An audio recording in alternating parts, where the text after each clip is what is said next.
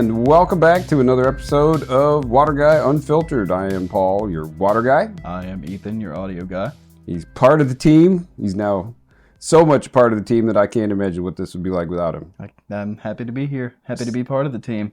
So this week, I'm glad to have a moment of peace this week. Oh my gosh, yeah.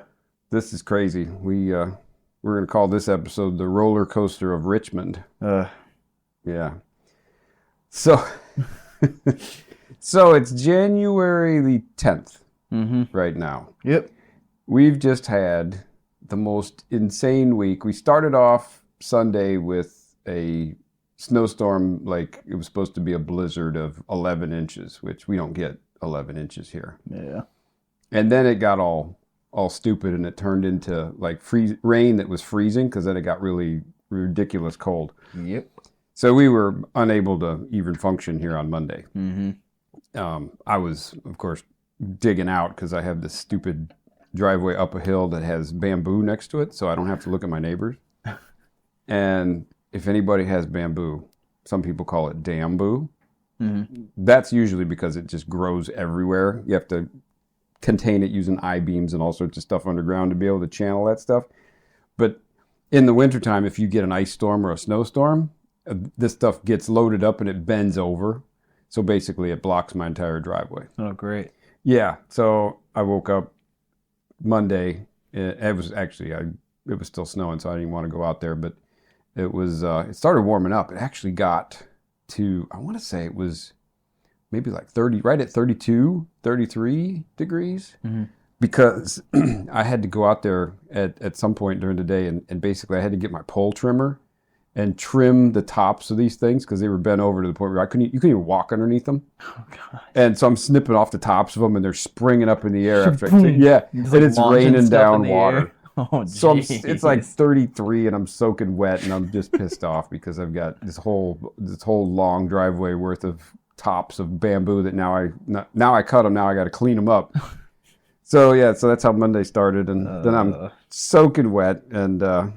Had to completely get changed and finally I don't even remember what happened on Monday. It was weird. The power was fluctuating a couple times. We had a couple of outages. Nothing real significant that I thought of. Right. And then on Tuesday, basically Monday night, we were like, okay, the worst is over. But then it was coming in and we had... it was like rainy snow again on Monday. And then it dropped down to like 18 degrees.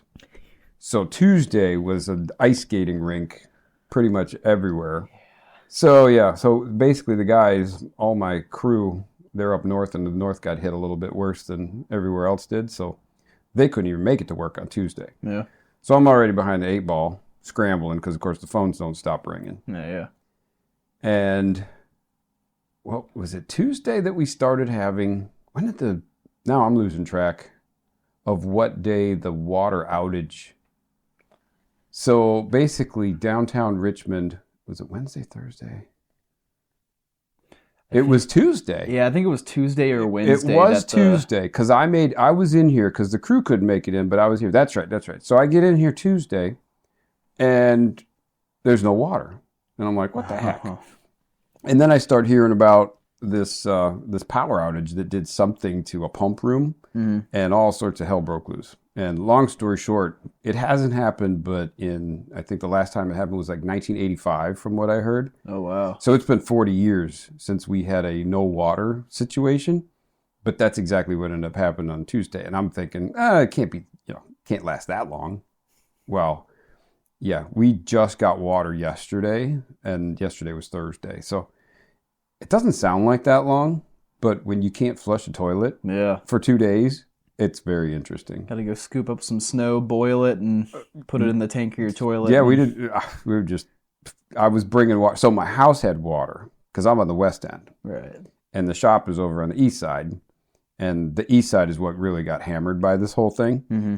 So I was taking buckets of water from my house and literally driving them over here to use them to flush the toilets. Wow. And it was crazy because you couldn't go to the gas station. We have a Wawa here for everybody that knows what a Wawa is.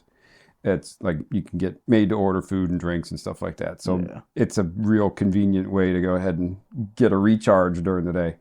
They were, of course, completely shut down because no bathrooms, no food, no nothing. Yep. It was just this really eerie 2 days nonstop of you couldn't do anything. Just no water. It was like a third world country. Yeah. And no, it was weird because you couldn't really get the answers that you were looking for because everybody's like, well, when's it going to be over? And if you're on a well, I'm sure, Ethan's on a well. I'm on city water. So I was paying attention. Normally I wouldn't have paid attention to terribly much if it was on the east end, I'd be like, whatever, sucks for them. Right. But in this case, I'm like, the business is on the east side. Yeah. As well as the entire downtown Richmond. Yep. Literally everything downtown was gone. It was just shut down. Just bizarro to have no water. We kept getting fed these little tidbits of information like, oh, we got it fixed, and then we're not seeing any water. Yep. And then 5 hours later, they're like, yeah, something else happened. And it made it sound like, not that you don't trust the government, but I don't trust the government. It made it feel like we were just getting strung along. Yep. And I was like, I don't know if they really have a plan. And I think at one point they had even said we're reaching out to other agencies because we were looking for solutions and help at this point. Like they almost threw in the towel, it sounded like. It sounded really bad. Yeah. So, and then they're dealing with water main. I think there was at least one, maybe two major water main breaks. Yesterday. One just happened today. Yeah. Another one happened today? I think one happened today over in Short Pump area. Yeah, because I know one, these both happened yesterday. One on Staples Mill went down. That may be the one I'm thinking of. Okay. The days are all blurring together for me. Yeah, and then one on Monument Ave went out as well. Yeah, maybe the Staples Mill one. Yeah. But I could have sworn that it was more down in Short Pump area. And I thought it was today. But anyway, times are crazy. Yeah. So you would think, I'm in the water business. This is awesome. This is great for business. Well, it's not good for business when you don't have water. Right. Because we can fix anything, but when the water isn't coming in, you're kind of sitting there stuck, kind of like the folks in California sometimes. And there needs to be water to fix. Yes, right? You got to fix. You got to have something to fix. Right. So, this was a challenging week. You can't even imagine the nonstop phone calls that we got. Folks are like, "Oh, am I safe?" We got probably hundreds of those phone calls. And at first we didn't really understand the full scope of what this was going to be because it was limited to the city of Richmond. And the reality is we've got some customers in the city of Richmond, but most of our customers are in the surrounding counties. And when this first rolled out, they said city of Richmond doesn't have any water. And almost nobody realizes, but the surrounding counties actually get their water from Richmond. Mm-hmm. So the initial plan was, okay, Richmond is down, but we've gone ahead and basically closed down the pipe, or so to speak, and they have sourced different areas for the surrounding counties. So the surrounding counties were, at first, we were being told, it's not going to impact you if you're in Henrico or Hanover County. Mm-hmm. Well, we're in Henrico County over here. I'm not in city of Richmond. Right. And we definitely got impacted. So the whole time I was thinking to myself, all right, we are under a boil water advisory, which really isn't advisory. It's a mandate. It really says, don't drink your water.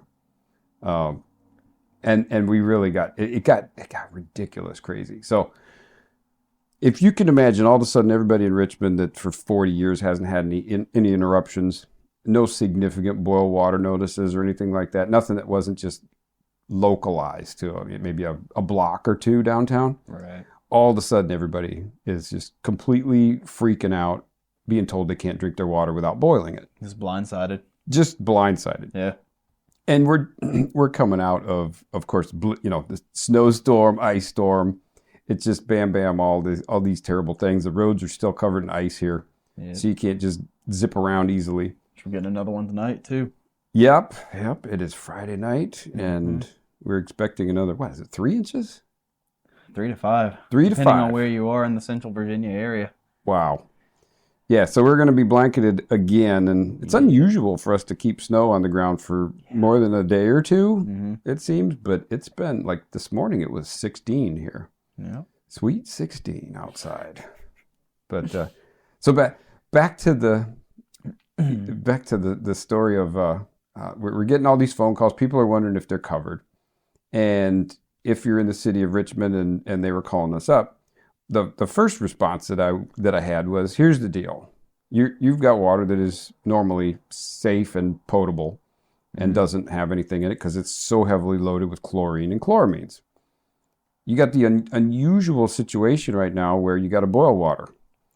Now, you've got whole house systems that are in place, and then you've got drinking water systems or reverse osmosis systems. In the very rare case, you've got whole house reverse osmosis.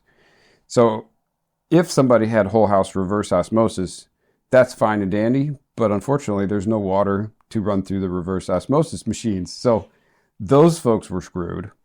They're just sitting there like dead in the water like everybody else is. I said, the good news is your water is safe and it hasn't been contaminated. The bad news is you don't have any water, so you're just going to have to wait this one out. Yep. And then we had the folks that have the whole house, like a filter, dechlorinator, and softener. And that's the basic setup for pretty much all city water around the country. And if there are bacteria or other pathogens in the water, the big worry is that they're going to find their way out and get into somebody's house. So that's why they issue the boil water advisory. It doesn't make the water any better. It just renders most of the pathogens, it kills them. Right. They can't really survive in that. Now, there's a lot of viruses and things that boiling water is still not enough. Right. That's why you have to use processes like the French guy, Louis Pasteur. Sound familiar? Yeah. Basically, he invented the pressure cooker style sterilization. So you don't actually boil the liquid or whatever you're putting in there, you just increase the pressure so that you can increase the temperature. And it doesn't just wreck the structure of everything and turn it into soup. So, but for the most part, boiling is effective against the ones that they're really concerned about. So if you have a whole house system, those are not set up on city water with any sort of ultraviolet, UV, we call it, so to speak, which that is how you sterilize water from pathogens. But we don't put that stuff in because we haven't needed it literally ever. As in the last 10 years, none. And in the last 40 years, this type of situation hasn't been around. So it's just not one of those things that people can see the value in it. And that's kind of why today's episode was going to be something different. And I was like, we just have to cover current events today. Yeah. Because it's so relevant. Unfortunately, I learned some crazy stuff in the last few days that I assumed that I knew, and it turns out I didn't. And we'll dig more into that a little bit later. But so my first answer to folks is, if you have a reverse osmosis drinking water system, the K5 or our other unit, or the other commercial units that we have in place, you are effectively safe. So there's a lot of information out there. We actually released and I don't even have social media, so I kind of rely on my team to say, all right, we need a talking head. So I did an Instagram workup with some help, and it got put out there. But I don't even have Instagram, so I had to watch over somebody's shoulder to see how it turned out. It didn't turn out terrible, but I tried to recap this stuff so that we could get it out there and kind of let folks know that if you have reverse osmosis, you can still drink your water if it has been properly maintained. So there's a lot. Okay, we're going to get into the fun stuff. So the big concern, aside from the fact that we don't have water, is, are there pathogens and living nasty things in this water that we need to worry about? And the reverse osmosis takes care of that. Now, we've talked about that on prior episodes a lot, actually. But when we talk about it, we're talking about like contaminants. We're not talking about pathogens. Normally, we're talking about lead and arsenic and uranium and fluoride and all the crazy dissolved solids that are in the water that could cause people all sorts of health impact. But reverse osmosis, for the most part, is not there for pathogen treatment. Right. It's just not. And there's a reason for that. It's kind of like taking a Ferrari, asking the question, can an Indy car, not even a Ferrari, but can an Indy car drive down a 10-mile-an-hour street?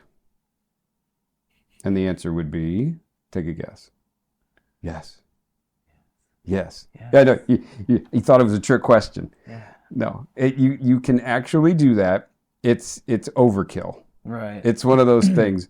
Yeah, Indy car will go 300 miles an hour. Mm-hmm. Oh yes, it can go 10. It's not. They don't certify it for 10 because that's not really what it's for. Right. But yes, it can do it. It would be like taking a college professor and ask if he could run a daycare, like teach kids in a daycare. Right. Of course he can. He's got the skills to do it, but he wouldn't waste his time trying to certify on something that is just, it's not realistic. Right. So reverse osmosis is there for the really scary stuff. And to try to put it really, really easy, one of our clients is I mentioned them, Roastology, actually. Mm-hmm. The coffee place. Yeah. This one, I almost pulled half my hair out dealing with just that one situation over there. Because we had put in, and this all makes sense with where I'm going with this. We put in a custom designed system to achieve a certain coffee water profile. Right. He wanted a certain pH, a certain level of TDS. He wanted a certain level of calcium, and he needed a certain amount of magnesium in the water.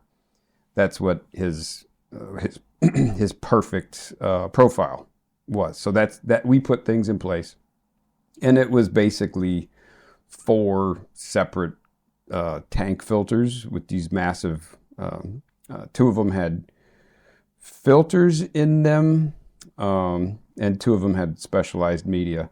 But basically, water would go in through one and get treated, and then it would go into the second one, and it would get treated for chlorine and chloramines and get filtered down to 20 microns. And this will make sense in a minute.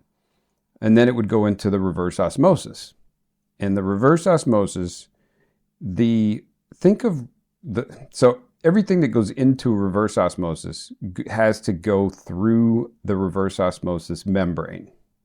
So the membrane is where all the magic happens. Mm. That's where the water gets purified. So you can think of a membrane as like a super filter. It's kind of like, it looks like a roll of saran wrap. Yeah. Literally, I just changed 2 of them out today, and it looks like a big old fat roll of saran wrap.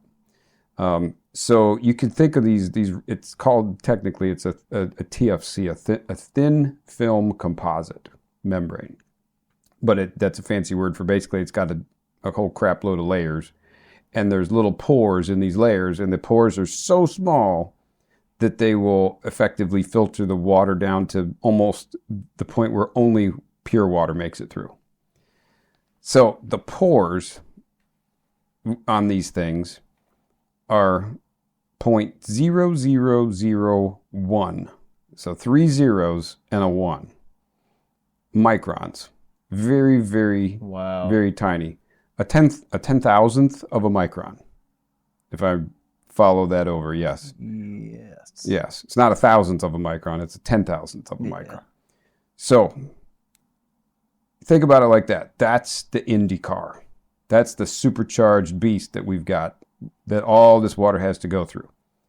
So the pathogens, the thing that everybody's all freaked out in the Department of Health is all, if you are a food serving or a beverage serving establishment in Richmond, you are not allowed to open unless you are boiling that water first.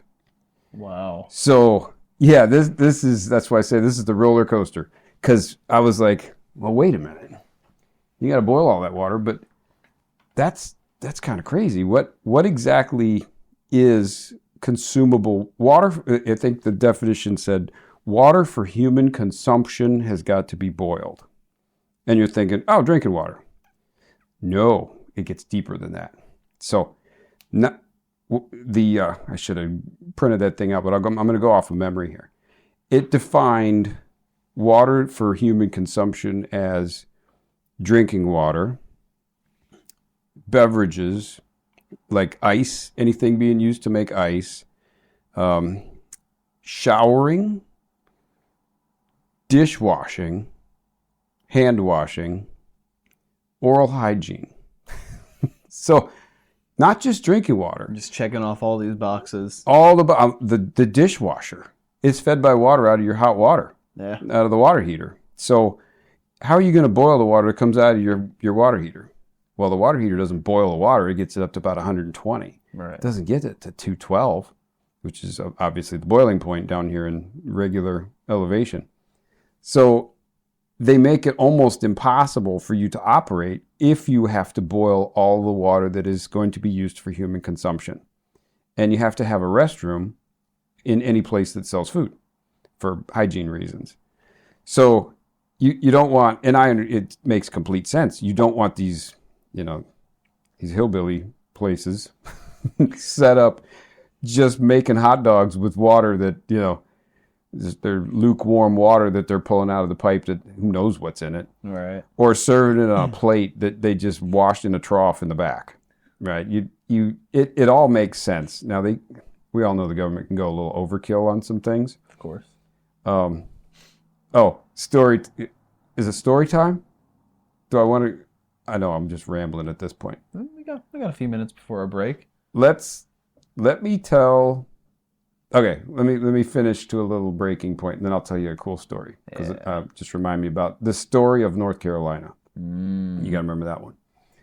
So where I was going with this is that the what we had set up at Roastology was we put in that reverse osmosis, and like I said, it's 0.0001 microns, and that is much smaller than the smallest pathogen, which the pathogens are what they're worried about. Right. So pathogens are pretty much, the simplest way to think about it is you got the parasites. Those are the biggest ones. Those are literally little creatures.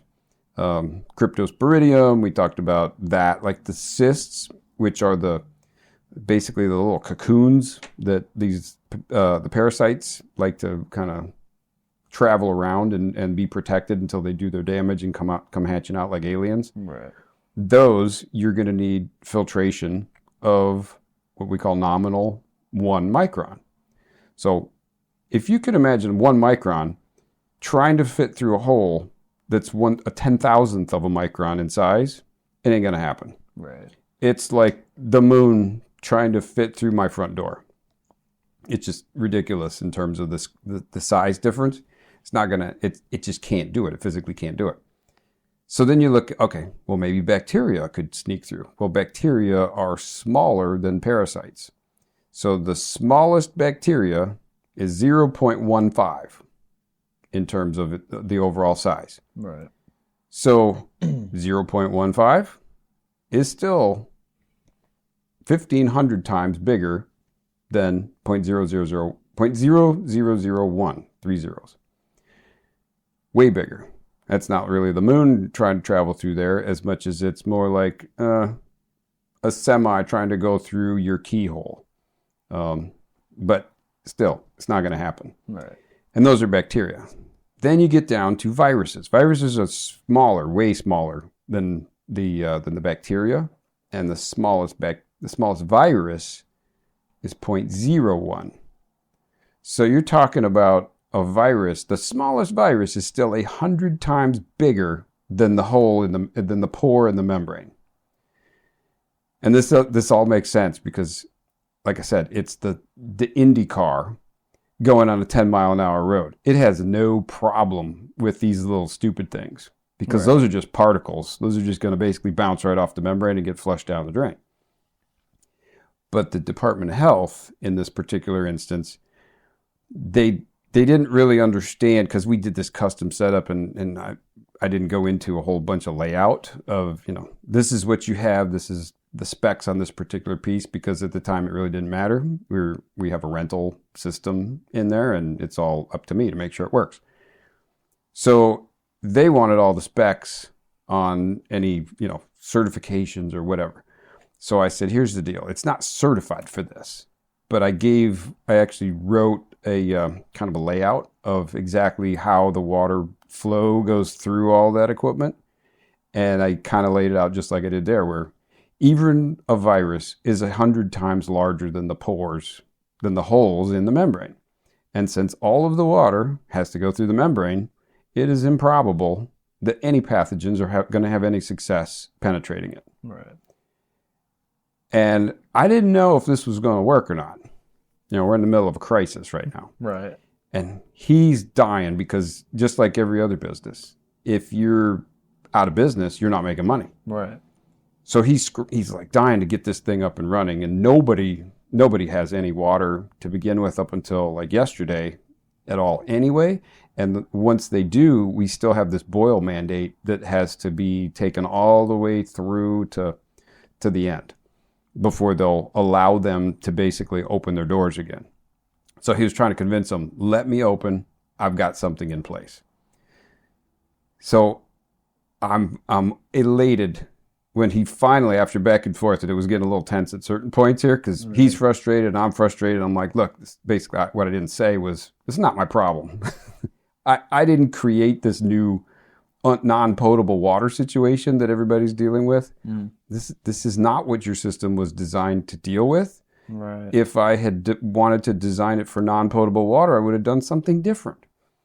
But we didn't, so it's not my fault. So we both kind of took deep breaths in our emails, and thank goodness, because he sent over what I sent to the Department of Health, and I got to say, for the first time, kudos to the Department of Health, because they actually read what I wrote and gave him the approval to open. Oh, good. Based on that, they said this makes sense.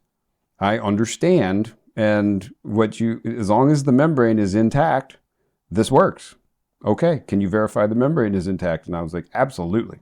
Go out there and I look at the monitors to see what the level of purity is after the membrane, because you use that as a gauge. Right. And I was like, oh, I got 2 parts per million on the other side, which is crazy good because you've got like 200 coming in. So obviously the membrane is intact. So he's good to go, and here we are Friday. He's going to be open for business tomorrow morning, and he's probably going to be the only coffee shop in the whole Richmond area. So we're trying to shout this one out there. Yeah. Yeah, I know by the time you hear this podcast, it'll be too late. But anyway, that was the cool lead into this. But he wanted to go a little bit further with it. And he said, I know we're covered officially. He said, because technically his hot water, nothing on the hot side of the building was going through the reverse osmosis. So long story short, we end up going in there last night of all times and installing an ultraviolet system to sterilize the water after all of our reverse osmosis, but we actually also connected all of his hot water over to the whole reverse osmosis system. So if you go in there and you wash your hands, if you use hot water, you're going to get sterilized water. You're going to get water that's been purified. It's going to be the best of the best. You get some darn clean water coming out. You have the cleanest hands ever. And the best coffee. Yeah. And yeah, he wanted to be doubly extra safe. And like I said, even though he got the green light to go ahead and open, he was like, let's just do this on top of that, just to make sure, in case there's any question, later on. Hey man, he cares. That's what matters, right? Who cares? Yeah. He cares. You said he cares. Yeah. Yeah, he cares so much that that impressed the hell out of me, because a lot of people probably would have been like, okay, got the green light, done. Yeah. Yeah, but he was like, look, let's just take it to the next level. Yep. And that's why he's the master at his craft. Yeah. So, I feel like I haven't taken a breath yet, but we've already got to our first break. Yeah, man. And I got story time right after the break. So Yes. Let me take a breath. You'll hear from our sponsors, and we'll get back to you in a minute.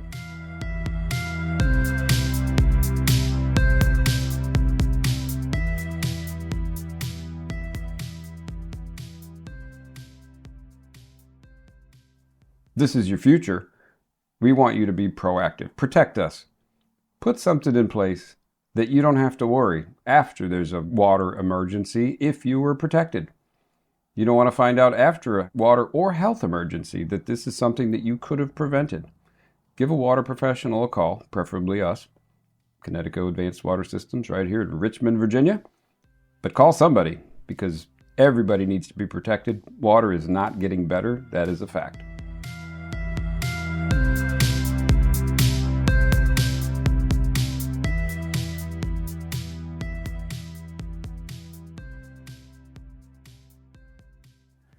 All right, and welcome back to round two Round two. of the roller coaster of Richmond. Yes, and I believe you have a story for us. You left us on a cliffhanger. Yeah, I left a cliffhanger out there. Awesome. So we, I don't even remember where we left off.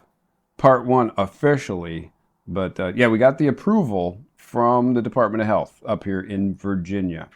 So those of you remember it was the hurricane Helene, yeah. the one that just decimated Western North Carolina. Mm-hmm. So I'm part of Advanced Water Systems, the dealership that is it's based and started down in Morehead City, North Carolina. And we've got, I think it's 13 offices now. And most of those offices are actually located in North Carolina. Mm-hmm. So it's a family-run dealership, and obviously we all care about our families and the communities, not just our immediate communities, but even in communities in the same state. Right. So yeah, some folks listening to this should be pissed off, just putting it bluntly. Right. So I called up for another reason that we'll go into a little later. I called up my one of my peers down at the Raleigh office. Mm-hmm.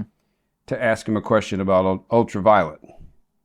And long story short, so when this hurricane thing happened, which wasn't that long ago, we're talking in the last 4 months? Yeah, it's only been a few months. Yeah, it has not been that long. So this is all fresh. None of this is made up memories.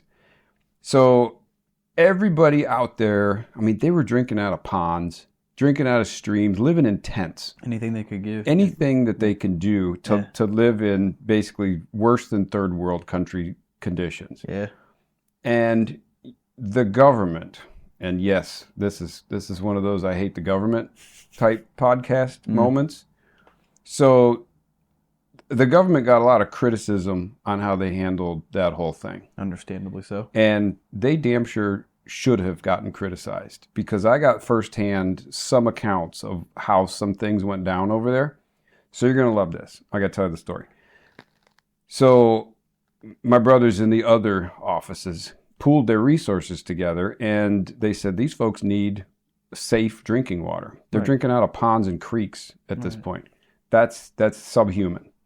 So they built these trailers, these enclosed trailers that were completely enclosed. They had a complete system inside them where they could literally suck water out of a pond, and it would run it through multiple stages of filtration. It would run it through reverse osmosis to go ahead and purify the water. It would run it through ultraviolet. Not just ultraviolet, but certified, NSF certified ultraviolet systems. And then it would run it through carbon filtration for taste, just because, if you do all that, you might as well make it taste as perfect as it possibly can. So we've already talked about in the first half about how the reverse osmosis by itself takes everything out of the water. And then the only thing that's out there right now that is actually NSF certified, and that's the thing we'll talk about a little bit more. But if you're doing let's just suffice it to say that if I was going to go out and do a water treatment facility, like a community well, something that treats a bunch of people, or I'm doing work for the government or something like that, they want, if I'm using an ultraviolet system, they are going to ask and insist for an NSF certification. Mm-hmm. It's kind of like, the official stamp that shows that its quality control is always there, and it's you've got third party testing involved and stuff like that. Right. So they've got they have equipment that has already passed all of those credentials. And they put this stuff in these water trailers, multiple water trailers, and they bring them out there, and they're trying to help these people. So one of these water trailers, well, there's two stories here. One of these water trailers ends up getting set up at, I believe he said it was a place of business that was out there, and I don't know exactly what he was doing with it, but I don't think he was using it to make money. I think he was using it to basically, use his location to help the neighbors. So it was kind of like an aid station. Right. So you're going to love this. So these government folks, these idiots, and at this point, I can't point the finger specifically at a North Carolina department or if this was a federal agent. But basically, I believe it was North Carolina. So, but I'm throwing it out there both ways because I'm not 100% sure. But this person had said, okay, you're going to have to boil the water. And my counterparts are like, no, I don't think you understand what we have in these trailers. Right. And they said, I don't care. We're going to make you boil the water. So basically, they spent all this time and resources to bring this stuff out there. And they made them boil the water just like they were doing before. With effectively Aquafina. I mean, I hate to use a brand name, but purified and ultraviolet treated water. Mm. So that's our government at work. You go through all of this stuff. You wouldn't think twice about drinking this, feeding this to your family. You wouldn't think twice about if you had an immunocompromised child, you wouldn't think twice about giving this water to them. But yet these geniuses decided that you couldn't send it to people without boiling it on top of all the treatment. Mm. So that was story number one. And then story number two, this is the one that I just lost my mind when I heard this. So this place that they had these things set up, and this was for sure a North Carolina agent. We'll just put it that way. Don't know what department they were with, but they were definitely North Carolina. So the state really fell down on their efforts on this thing. They went up to this the owner of the property where these things were set up on. Take a guess what they asked. Take a wild guess. Are you boiling the water? Well, okay, that's close. It's just as crazy as that. Mm-hmm. But it'll make you mad. They said, do you have a permit for these? It's very German of them. Do you have a permit? And apparently, the guy, my peer down there, he witnessed this entire thing. So it wasn't like a third-hand story. Right. He said the owner of the property basically said, I need you to hold on for about 2 minutes. Mm-hmm. I need to get the news crew over here that's literally right over there on the next block. And I want you to ask me that question again. And apparently this moron that said, where's your permit, turned tail and ran. Not just walked away, but ran because they realized how badly they had just screwed up. So there's no proof of this because, of course, they took off and bolted before the news crews were able to get back there. But this happened. Wow. I was like, you have got to be kidding me. That's so slimy, though. I know. That's crazy. Where's your permit? Oh, my gosh. Yeah. You're sitting here in a crisis, and your greedy ass wants to know where your permit money is? Mm-hmm. Yeah. So, anyway, those are the stories. Those were the cliffhanger stories. And I thought they were pretty good to say, but I had to share those, and I'll probably get a whole bunch of hate mail from the North Carolina agencies, but honestly, do better. Then you won't have to get ridiculed like this. We have freedom of speech here, right? Yeah, we have freedom of speech, and when you're incompetent, some people just have to call you out on it. So anyway, I'm back off my podium from from the rage. So it's been one of those. This week has been an up and down emotional roller coaster. That's why I call it the roller coaster of Richmond. So we had the coffee guy, and we got him squared away. But before the coffee guy, so the coffee guy was yesterday, which was Thursday. Mm.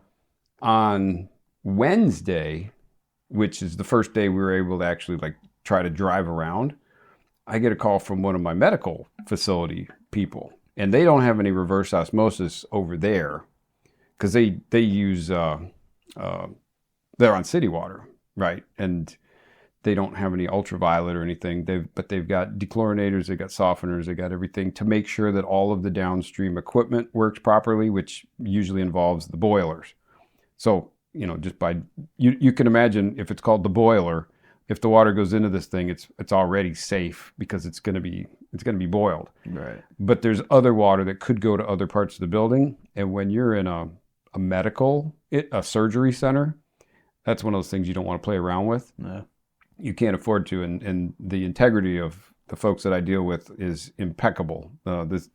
If I needed surgery, that's the place I would go to. Right. They do not. There is no corner cutting or anything like that.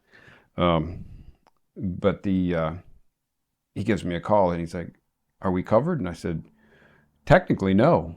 You don't have anything in place for for pathogen protection."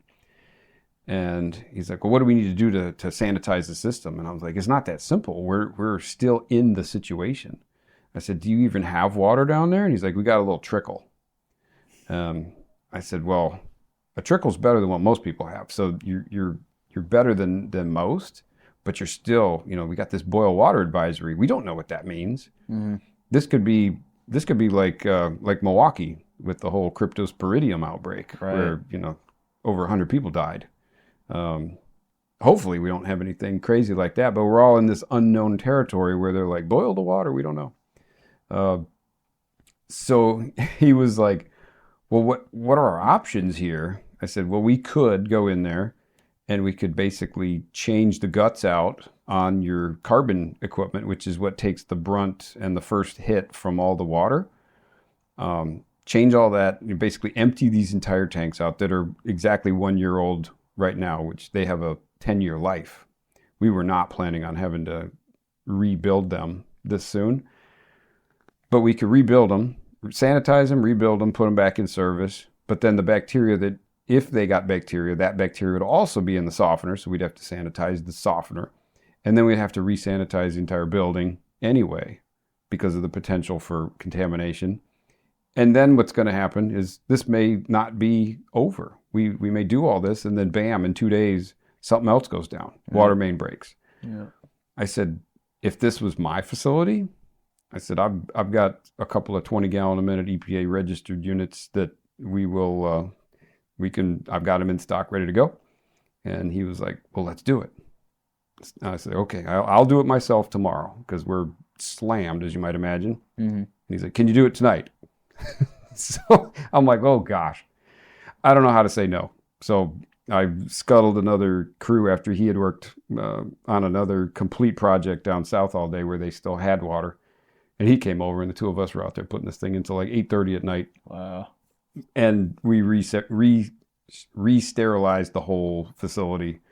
It was actually, we pulled off a miracle. So long story short is I said, "Look, let's just leave. If there's contamination in there, leave the bacteria in there. They're going to die eventually. Right. Once this water gets overdosed with disinfectant, their life is short-lived. But you need protection downstream right now, and you need it 24/7. So he's got 40 gallons a minute of UV, and everybody's happy. So there we go. Long days.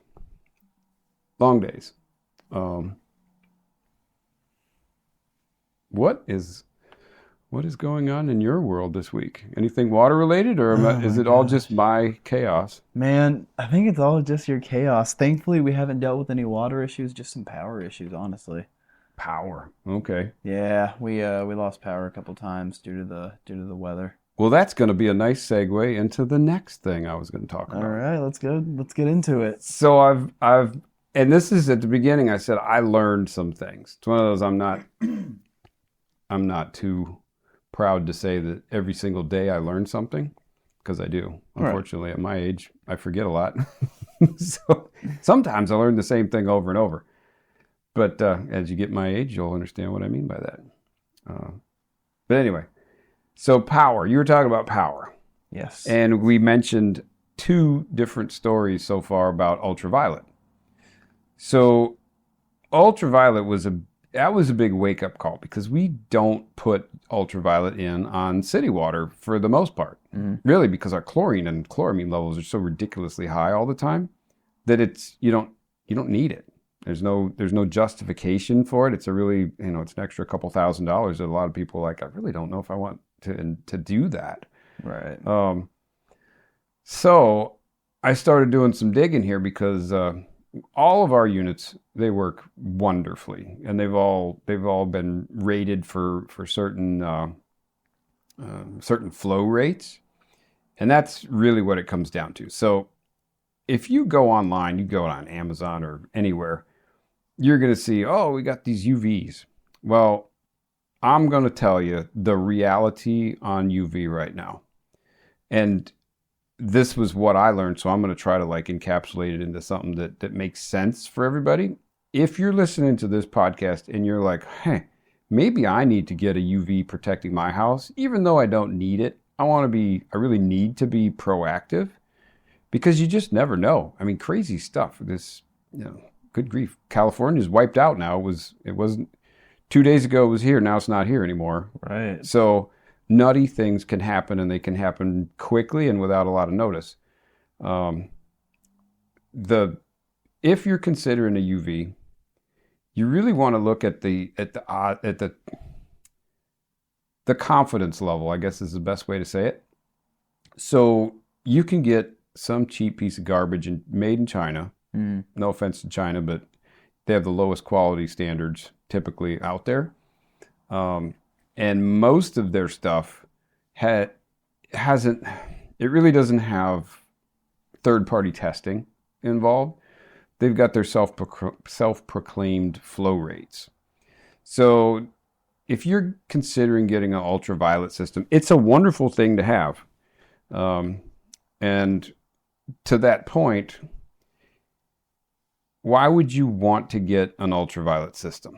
So we're on city water. I'll give you the example. We're on city water here in this office that we're shooting the podcast at right now. Yesterday, actually Tuesday, we did not have any sort of UV system, and I had absolutely no intentions of putting one in. It's just a waste of inventory, waste of everything. Because once it's in there, then you got to maintain it. It's kind of like a car. You got to pay for it once you got it. Yeah. So the folks here in the office, of course, we're getting a barrage of calls. And if you have, like I said before, if you have a reverse osmosis, as long as the water that goes through the reverse osmosis is what you are using for cooking, brushing your teeth, drinking, oral hygiene, you can get by with, if you have a dishwasher that has the sanitize feature, you can use that to make sure your dishes are covered. And in the event that you can't cover the maybe not all the water that you wash your hands with, worst case, keep some sanitizer next to the sink, and then boom, you're 100% good. But if you have something else that is not protected, like your refrigerator. So a lot of people that have the cheap reverse osmosis systems, or the good reverse osmosis systems that their builders just suck, and they didn't have the forethought to go ahead and allow you to feed the fridge with actual good water. They want you to have the same water that feeds the toilet, and then they rely on a fridge filter to filter it. That's a bad way to go. All right. So here in the office, that's a long runway for this, but here in the office, we have reverse osmosis for all of our drinking water. So we all knew, great, awesome, we're covered. We can guzzle away, and we've got 1, 2, 3, 4, 5, 6, 7. Right now, I've got 7 reverse osmosis systems up and fully functioning that we could take water out of any of them, and we are definitely safe. But we have one of those big commercial Manitowoc ice machines. And due to the fact that the Manitowoc has a drain at the bottom of it, we did not put a reverse osmosis feeding that one. We just have carbon filtered ice. Why do we do that? Well, because we've never had an issue that could cause us to question the health of the ice before. Right. Worst case, we've got multiple stage of carbon filtration, and then it goes in there. But the first thing I ended up doing, I shut that damn ice machine off, turned the off button, because I was like, I do not want contaminated water getting into this thing. Mm-hmm. And we're nowhere near the end of this whole boil water advisory. Right. So I'm like, great. Now we have the potential for contaminated ice. Now we've got these reverse osmosis ice machines behind me they're pretty badass. But everybody loves the big bin because you can scoop it up and make your smoothies out of it easy and just put it in your cooler, bring it to the beach, or you probably won't be going to the beach when it's 16, but you can put it in your cooler and bring groceries home. Yeah. So today I made the executive decision to go ahead, and now our office is entirely protected with a 20 gallon a minute ultraviolet system. Nice. So now we feel safe again, having even our ice out of the bin. So that was one of those things. Yeah, even us, I didn't justify or even see the value for UV, but UV definitely is something everybody on city water should consider it. If you have something like a refrigerator that's connected to your water, and if you don't have reverse osmosis, definitely. Right. But worst case, you can just shut your fridge off and kind of lock that bad water out of there. But it's so much easier just to have a system in place. Right. So we were talking about, certifications and stuff like that. So I'm going to try to help navigate. If you're considering we're back to this, if you're considering buying a UV. So there's complete buyer beware units that are out there. You have no idea if it works. Right. It's just a nice, pretty light that might not do a doggone thing. And then you've got the EPA registered units. And that's what almost all of the reputable people are selling, ourselves included. Now, that is a slight difference from the next level up, because the EPA registered ones, they work, but they don't have an NSF official certification that they are 100% reliable for certain situations. Right. And when you deal with, like I said, municipalities or government work, or some people that are just sticklers about, hey, I want to make sure that I see this NSF 55 certification, which is NSF 55 that's pretty much the main one. And NSF 55, to make it even more confusing, is broken down into an A and NSF 55B. So if you can imagine, almost all of the reputable ones have an EPA registration number. Then you go up to the NSF 55B. Those have actually been certified by the NSF, the National Sanitation or Safety Foundation. It's one of those. But they are the third-party testers, and they're pretty much throughout the entire country. They are the governing body of being able to get certifications put on things. If they put their certification on it, then you can rest assured it's gone through rigorous testing. Well, the problem is, to get this certification, they're not free. This isn't some free service that's offered. Right. These things are stupid expensive certifications. Well, like anything, you got to pay for that. Right. And it's a significant jump. So the difference between our EPA registered units that are absolutely bulletproof and we don't have any issues, and we've done testing on them for years and never had any failures. The difference between those and an NSF 55, for example, is about twice the price. Oh, wow. Yeah. It's significant. It's significant. And you're talking about a good unit installed, excluding any other stuff that goes along with it, but just the unit itself is around $2,000 for an EPA registered one. So you're talking $4,000. Yeah. If you want to go to an NSF 55 Class B. If you want to go to an NSF Class A, that $4,000 turns closer to 10. Yes. Really? And that, my friend, is why you don't see anybody with an NSF Class A device in their house. Right. Those are the ones that they know that they're paying through the nose for that certification. So you're getting these literally like medical grade devices. Now they're built like tanks. Right. So it's not just a piece of paper but they're overkill because they have to be. And yes, they are, it's basically a $2,000 unit, $10,000 unit. Right. And they'll both do the exact same thing. So you're probably thinking, well, what the heck is the difference? What's the wording difference between a B and an A? Well, a B, which is the lower classification, it states that the device is certified for use on potable water. You're going, that's an interesting. Why would you put if the water is potable?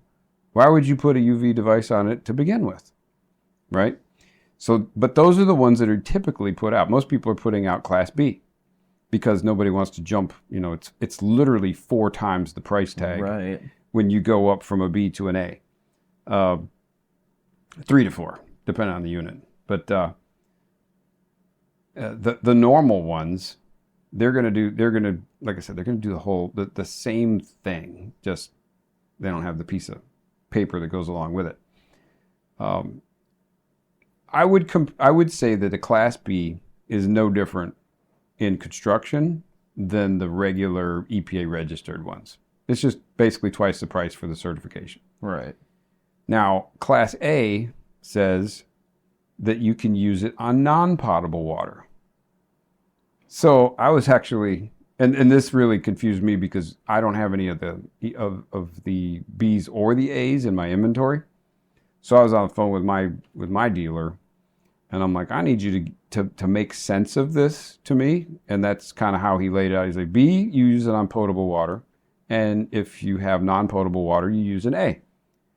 And I said, okay. So what happens if, he's like, city water is potable water.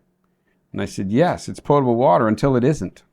Yep. So I said, here, let me pose a hypothetical.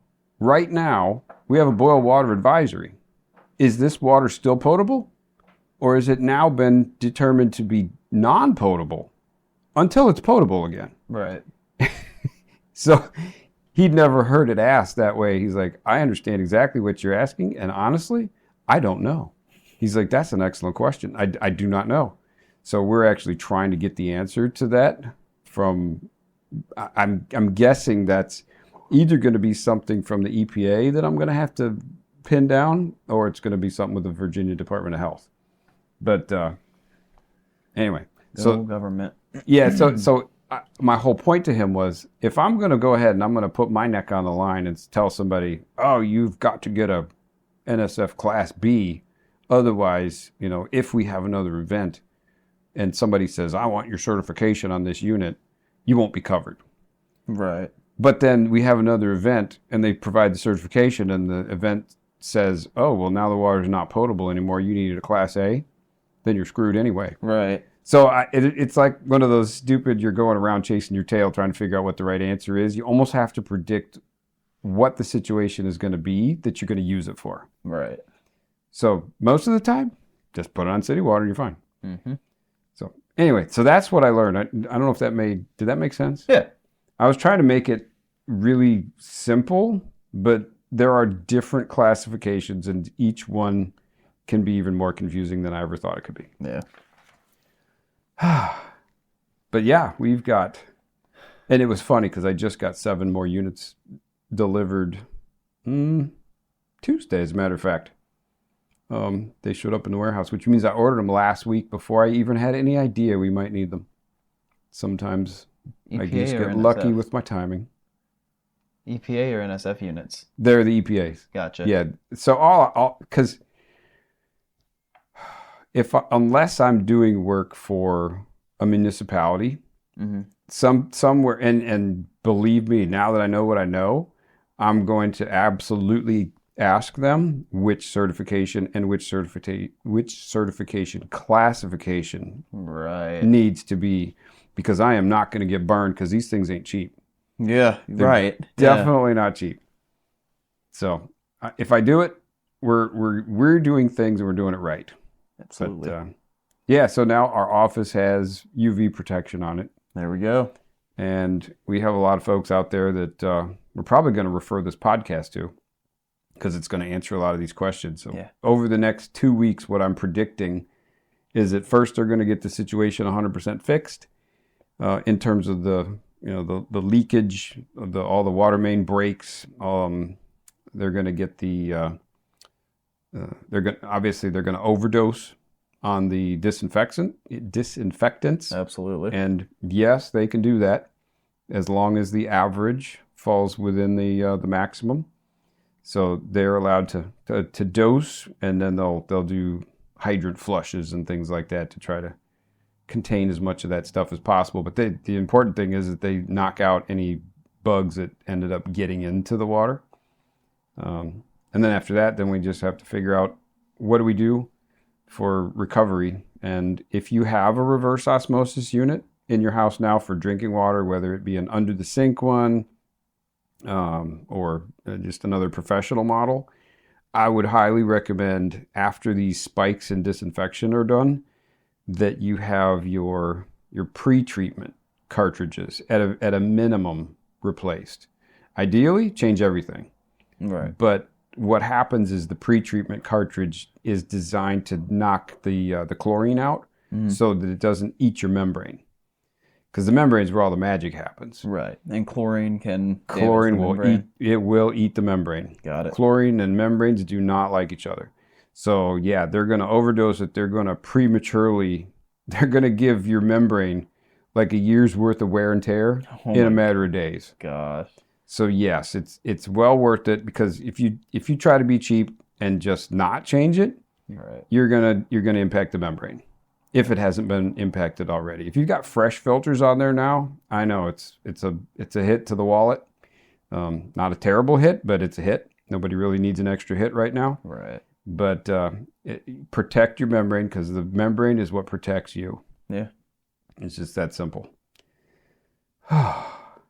And the roller coaster has come to an end. I'd say, what an episode, man. Yeah, we're right on time too. Yeah.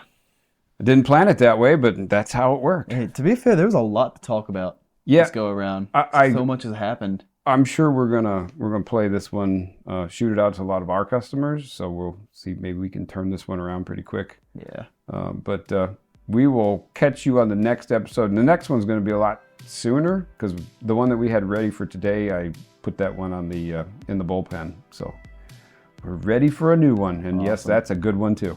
Awesome. Cool. We'll catch you next time, folks. Be safe.